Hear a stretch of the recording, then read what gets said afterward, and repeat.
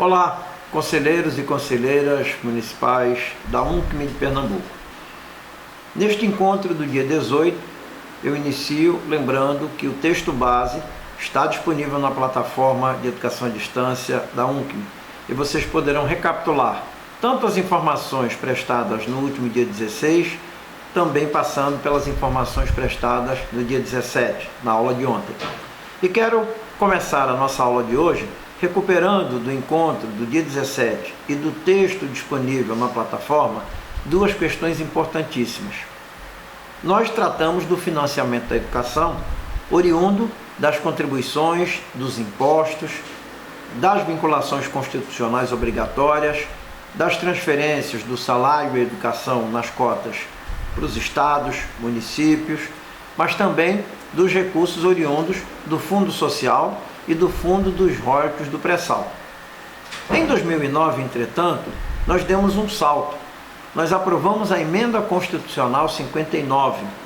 Essa emenda constitucional trouxe algumas novidades importantes para a luta pelo financiamento da educação, pela conquista do direito à educação e pela valorização dos profissionais da educação. A Emenda Constitucional 59 de 2009, ela estabeleceu a obrigatoriedade da matrícula dos 4 aos 17 anos, inclusive aqueles e aquelas que não tiveram as condições de conclusão dos estudos na idade adequada. Estabeleceu também a devolução do Orçamento Federal Integral para a Educação, ou seja, a devolução dos 18% da receita corrente líquida de impostos, percentual mínimo que a União deva aplicar na manutenção e desenvolvimento do ensino. E por que me refiro ao termo devolução? Porque entre 1994 e 2009, o governo federal, por meio de sucessivas emendas constitucionais, vinha retirando da execução do Orçamento Federal para a Educação 20%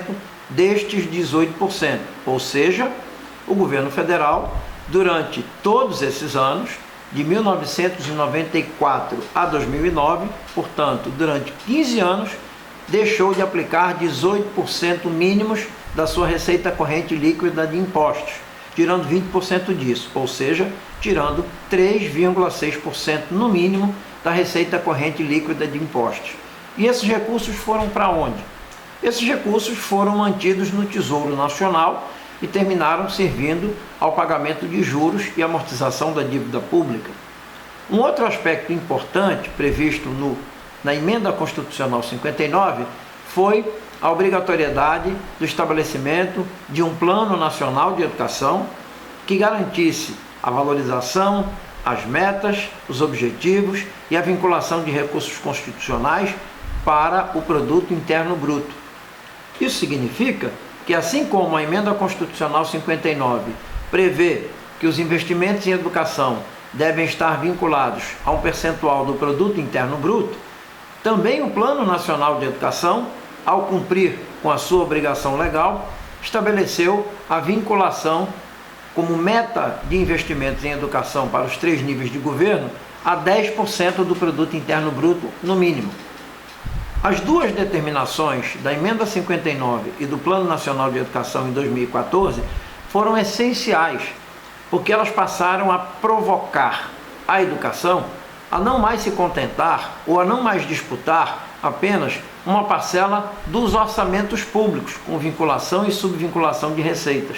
mas colocaram para a educação um desafio muito maior, que é vincular-se a um percentual do Produto Interno Bruto, que é um grande agregado macroeconômico que pode ser observado, como veremos a seguir, pela ótica do gasto, em função dos gastos das famílias, dos gastos dos governantes, dos gastos e investimentos das empresas e da relação positiva entre exportações e importações que acontece em qualquer país. O Produto Interno Bruto, portanto, como referência e meta para os investimentos em educação e como referência para expressar os investimentos em educação de acordo com a Emenda 59, colocou a educação diante desse desafio, ou seja, não somos mais sócios de uma parte do orçamento público, que expressa a participação da carga tributária como proporção da riqueza. Segundo a Receita Federal, os números do ano de 2020 apontam que a carga tributária bruta vigente no país é de 31,58% do PIB.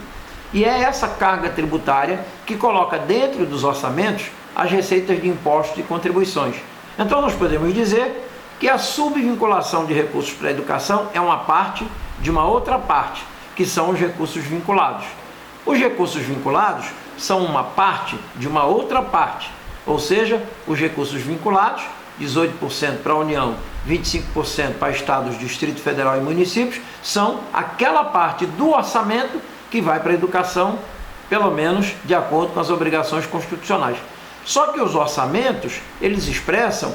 a carga tributária e as receitas que são colocadas depois de feita a arrecadação de impostos e contribuições. Como a carga tributária é de menos de 1/3 da riqueza, então nós temos que os orçamentos representariam menos de 1/3 de toda a riqueza que o país produz.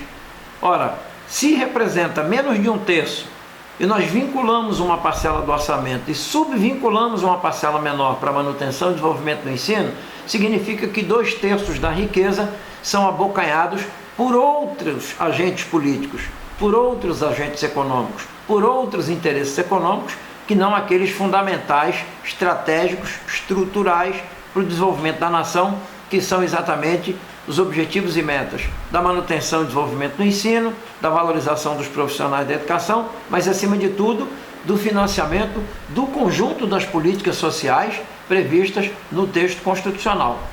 Outro aspecto importante que vocês vão encontrar nos textos disponíveis, tanto para o dia 16 quanto para o dia 17, mas sobretudo para o dia de hoje, para o dia 18, são exatamente aquelas informações relativas à constituição dos orçamentos. Ou seja, os recursos que são arrecadados, eles são distribuídos de acordo com um conjunto de normas e princípios, especificamente no tocante à educação, os mecanismos de fiscalização da execução do gasto público para a educação. Como vimos antes, a União, os estados, o Distrito Federal e os municípios têm as mesmas responsabilidades no processo de elaboração e execução dos orçamentos públicos. A cada ano, no início dos governos, são encaminhados para a Câmara Federal, para o Senado da República, para as Assembleias Legislativas e para as câmaras municipais, as leis de diretrizes orçamentárias, os projetos de lei, que devem ser discutidos entre abril e setembro do primeiro ano de cada exercício orçamentário, para que em setembro, aprovadas as diretrizes orçamentárias, os governantes enviem para as respectivas casas legislativas as propostas de leis orçamentárias, as LOAs, que devem ser discutidas de setembro a dezembro, sendo sancionadas e orientando assim as receitas e despesas de janeiro a dezembro do ano subsequente. Esse processo é amparado nos municípios por uma série de ferramentas de participação e gestão democrática assegurados por uma outra lei, a Lei do Estatuto da Cidade, 10.257, do ano de 2001. Como está descrito no texto base que vocês vão acessar, referente à aula de hoje, dia 18 de maio,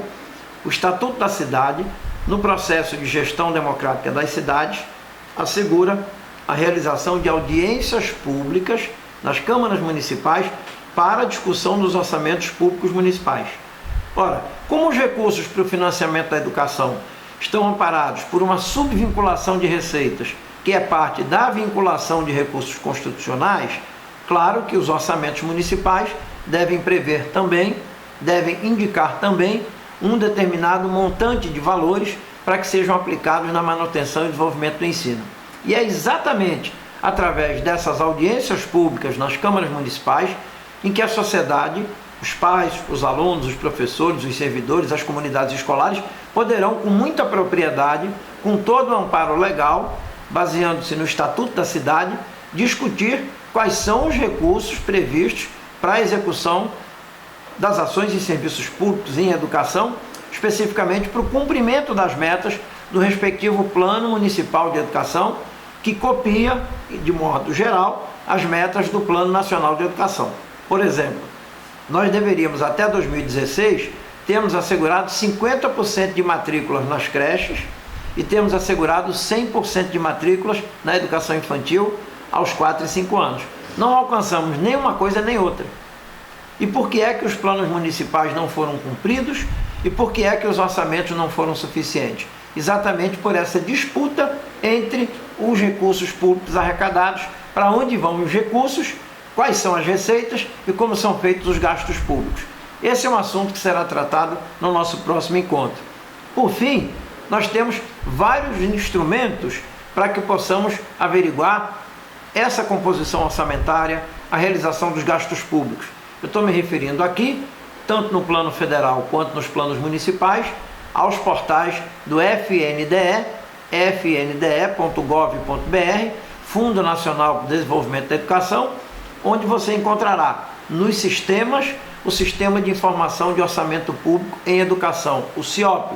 que para a preparação desse texto e para a divulgação das tabelas, para que vocês pudessem analisá-las, o sistema não nos garantiu o acesso, talvez por problemas de acesso digital, por problemas de disponibilidade da plataforma, mas em outras ocasiões, e eu creio que até o final do dia 20, nós poderemos baixar as tabelas que informam o conjunto das receitas e dos recursos transferidos para cada um dos municípios de Pernambuco ou para outras cidades como referência, para que todos e todas aprendam a navegar no portal do FNDE, aprendam a abrir a página do CIOP e dessa forma temos mais segurança na análise dos dados, dos recursos e dos gastos realizados em nome da manutenção e desenvolvimento do ensino. Uma outra questão são os portais da transparência, obrigatórios por lei para todos os entes da República. A União, os estados, o Distrito Federal e os municípios têm a obrigação de manter atualizados com dados as informações referentes a todas as suas receitas e despesas, ou por funções, ou por unidades orçamentárias, administrativas, secretarias, fundações, fundos, etc, etc. O que pode facilitar e muito o controle social e a atuação dos conselheiros e conselheiras municipais de educação. Em síntese, desse encontro de hoje, nós vimos que temos a vinculação ao Produto Interno Bruto, a vinculação da Emenda Constitucional 59, a vinculação à Meta 20 do Plano Nacional de Educação de 2014 e vimos também que os orçamentos públicos são discutidos e votados no Congresso Nacional, nas Assembleias Legislativas e nas câmaras municipais. E, sobretudo, nas câmaras municipais, há a garantia da realização de audiências públicas para o processo de gestão democrática das cidades. Consequentemente, está aberta a participação da comunidade escolar, dos conselheiros e conselheiras, na fiscalização dos recursos previstos e na prestação de contas através dos portais da transparência dos recursos executados para a manutenção e desenvolvimento do ensino nos municípios de todo o país, sobretudo a partir das normas constitucionais e a partir da realização das audiências públicas amparadas pelo Estatuto da Cidade, Lei 10.257 de 2001. É assim que nós concluímos, para que passemos à próxima aula do dia 19. Reiterando que os textos estão disponíveis na plataforma de educação à distância EAD da UNCM. Uma boa leitura e até o nosso próximo encontro.